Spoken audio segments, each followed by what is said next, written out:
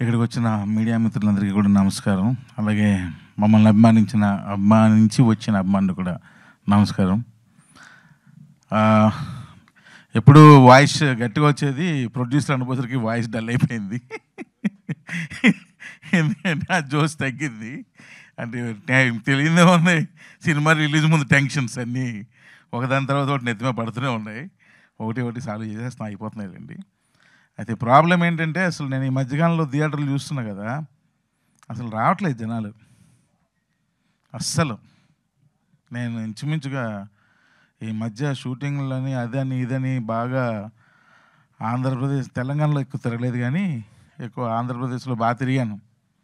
అసలు రావట్లేదు, ఎందుకు అర్థం కాదు. అది ఎవరైనా సరే, ఏ స్టార్ అయినా రావట్లేదు. షోలు పడట్లేదు, మీకు తెలుసా? షోలు పడట్లేదు. సెకండ్ షోలు అయితే మ్యాక్సిమం తీసేశారు, క్యాన్సిల్, ఏం లేవు. ఫస్ట్ షోలు పర్వాలేదు, వేస్తున్నారు. అసలు దారుణంగా ఉంది సినిమాల పరిస్థితి. నేను అంటే ఇది ఏదో చెప్పడం కదా, నేను స్వయంగా నా కళ్ళతో చూసా, వెళ్ళి థియేటర్కి వెళ్ళి. అంత దారుణంగా ఉంది సినిమా పరిస్థితి. ఇలాంటి సిచ్యువేషన్లో ఇంతమంది కొత్త వాళ్ళని పెట్టుకొని తీసిన సినిమా రిలీజ్ చేయాలంటే అసలు భయం వేసేస్తుంది. స్టార్స్కే రావట్లేదు, ఇంక మనకెవరు వస్తారని చాలా భయం వేస్తుంది నిజంగానే. 18th సినిమా డేట్ అనౌన్స్ చేసిన మాట వాస్తవం. ఆ రోజు ఫస్ట్ మేమే అనౌన్స్ చేసాం, కానీ దాన్ని మళ్ళీ 25th మార్చామంటే భయం, ఇదే భయం.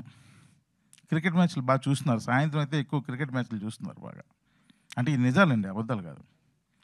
సో అందువల్ల థియేటర్కి, అంటే ఒక్క క్రికెట్ మ్యాచ్ అని చెప్పను, కానీ మరి ఎందుకు థియేటర్స్కి రావట్లేదు జనాలు? మరి మనం వాళ్ళని అట్రాక్ట్ చేయలేకపోతున్నామా ఆడియన్స్ని?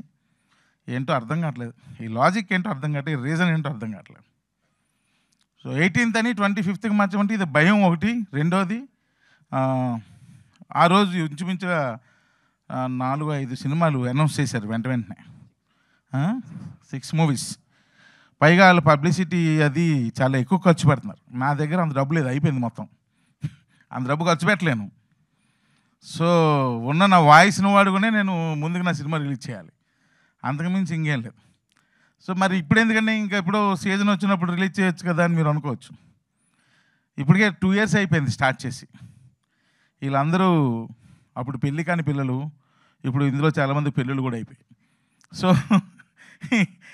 ఇంకా లేట్ అయితే పిల్లలు కూడా పుట్టేస్తారు. సో కాబట్టి ఇంక నేను వాళ్ళ మొహాలు చూడలేకపోతున్నాను.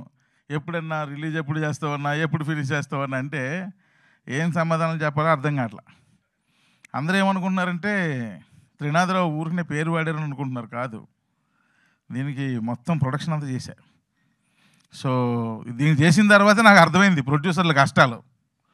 ఇన్ని కష్టాలు పడుతున్నారు ఆ ప్రొడ్యూసర్లని. మనకేమి, మనకు కావాల్సినవన్నీ రాసి ఇచ్చి వెళ్ళిపోతుంటాం రాత్రిపూట, మళ్ళీ మార్నింగ్ షూటింగ్ వచ్చేస్తాం. కానీ మనం రాసి ఇచ్చిన ఈ మార్నింగ్ మనం రాబోసరికి అరేంజ్ చేయడానికి ప్రొడ్యూసర్ నైట్ అంతా నిద్ర లేకుండా, ఆ టీం అంతా, ప్రొడక్షన్ టీం అంతా ఎంత కష్టపడుతుందో ఈ సినిమాకి నేను చూశాను. అందుకే ప్రొడ్యూసర్లు అంటే నాకు విపరీతమైన రెస్పెక్ట్. సార్ నమస్తే సార్. విపరీతమైన రెస్పెక్ట్ పెరిగిపోయింది ప్రొడ్యూసర్లు అంటే. అప్పుడు అనిపించింది, నేనేందిరా యాక్షన్ కట్ట చెప్పేస్తున్నాను, నా వెనకాత నేను యాక్షన్ ఉదయం చెప్పాలి, కట్టు చెప్పాలంటే నైటు ప్రొడ్యూసర్లు ఎంత కష్టపడాలి అని విపరీతమైన రెస్పెక్ట్ పెరిగిపోయింది. ప్రొడ్యూసర్ల మీద విపరీతమైన అభిమానం పెరిగిపోయింది. సో అందువల్ల నేనే ఈ సినిమా అంత ఖర్చు పెట్టి పబ్లిసిటీ చేయలేను, అంత డబ్బులు లేవు, మరి అన్ని థియేటర్లు పెట్టలేను, అది కూడా పరిస్థితి. ఒకవేళ థియేటర్లు ఇచ్చినా పెట్టలేని పరిస్థితి. సో ఏదో కొన్ని థియేటర్లు పెట్టాలి, బాగుందంటే మౌత్ పబ్లిసిటీ స్ప్రెడ్ అయితే అప్పుడు జనాలు వస్తారు. ఇది ఒక్క నమ్మకం అయితే ఉంది. ఎందుకంటే మేము వయసుకు వచ్చాం కూడా లిమిటెడ్ థియేటర్స్లోనే రిలీజ్ చేసాం ఫస్ట్ సినిమా, కానీ అది అలాగా మౌత్ టాక్ స్ప్రెడ్ అయ్యి ఆ సినిమా ఆ రోజులో బాగానే ఆడింది. అదొక్క నమ్మకం అంతే. సో అలాంటి సిచ్యువేషన్లో ఉన్నాం ఇప్పుడు మేము. కానీ థియేటర్కి రండి, చూడండి, కొత్త వాళ్ళని అనుకోకండి. చౌర్యపాఠం అన్న సినిమా తీయడానికి గల కారణం కార్తీక్ నాకు చెప్పిన కాన్సెప్ట్. అన్న, నువ్వు ఎప్పుడైనా క్రైమ్ లేని ఊరిని చూసావా అన్నాడు. క్రైమ్ లేని ఊరేంటి, ఏదో చిన్న క్రైమ్ అని ఉంటుందిలే అబ్బా అన్న. అసలు క్రైమే లేదన్న, ఒక పోలీస్ కేసు కూడా ఫైల్ అవ్వలేదన్న ఆ ఊర్లో అన్నాడు. మరీ టూ మచ్ అబ్బాయికి, ఏదో చిన్న గొడవ లేకపోతే ఏదో ఒకటి ఉంటుంది కదా అని అన్న. లేదన్నా, ఒక క్రైమ్ లేని ఊరు, అసలు రికార్డ్స్ పరంగా ఆ ఊరు రికార్డ్స్లో అసలు క్రైమ్ లేదు, ఒక కేసు ఫైల్ అవ్వలేదు, అది ఇదని కార్తీక్ చెప్పాడు. నాకు ఇంట్రెస్టింగ్ అనిపించింది. ఏంటది అన్న అంటే, ఏదో ఒక కేసు, ఒక రెఫరెన్స్ ఏదో చెప్పాడు. నిజంగా నాకు కార్తీక్ అంటే నిజం అన్నా, దాన్ని బేస్ చేసుకుని ఒక సినిమా చేద్దామన్నా అన్నాడు. చాలామంది చౌర్యపాఠం అంటే ఇందులో ఏంటి డిఫరెంట్ దొంగతనాలు చేయడానికి ట్రిక్స్ అయిన నేర్పుతారా, అది ఇదని 100 డౌట్లు. కానీ కాదు, వాడి అవసరం వాడి దొంగతనం వైపు దారి చూపిస్తుంది. చేసే ప్రాసెస్లో వాడు ఒక పాఠం నేర్చుకుంటాడు, అది చౌర్యపాఠం. అంతేగాని దొంగతనం చేయడానికి ట్రిక్లు ఏవో రకరకాలు రాస్తున్నారు, కాదు అవి కాదు. సో అలా కార్తీక్ నన్ను మోటివేట్ చేశాడు. నాకు ఎందుకు అనిపించిందంటే, ఇందులో ఒక టర్నల్ తవ్వి ఆ టర్నల్ ద్వారా ఇంకో దగ్గరికి వెళ్తే వాళ్ళు వెళ్ళే ప్రాసెస్లో అడ్డంకులు ఇవన్నీ సినిమా కదా.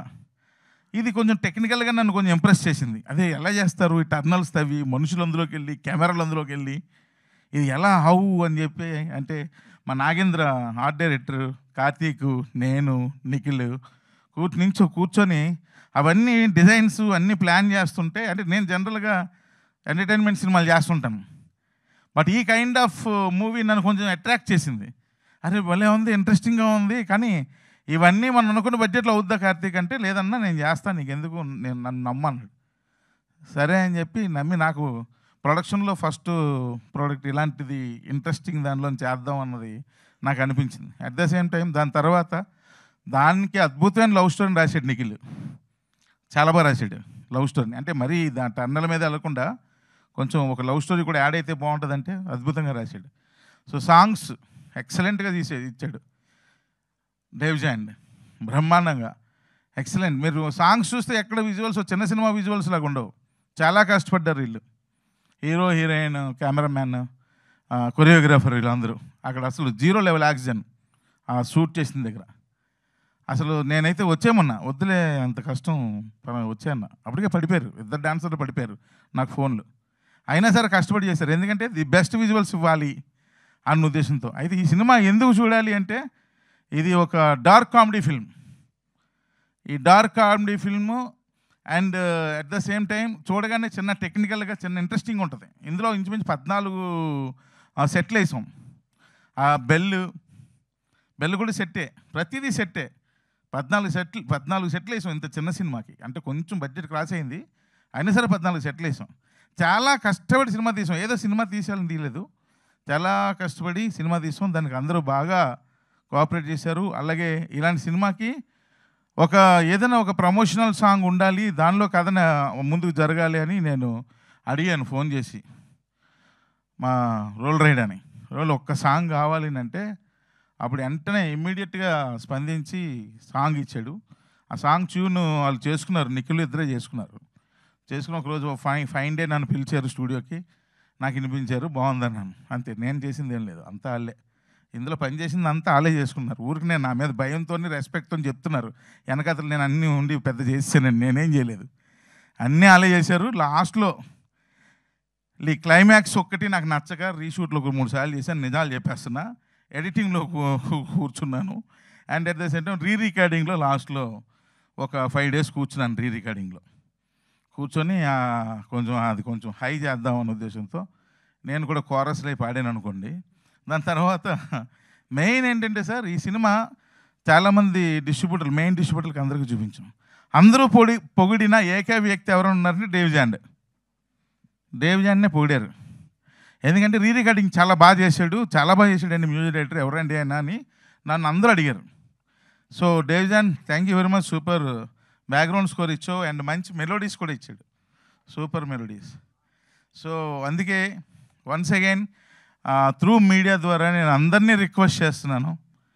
సో నేనైతే వైరల్ కంటెంట్ ఇచ్చి డిపెండ్ అవుదాం అనుకోవట్లేదు ఈ సినిమా ఓపెనింగ్స్ కోసం.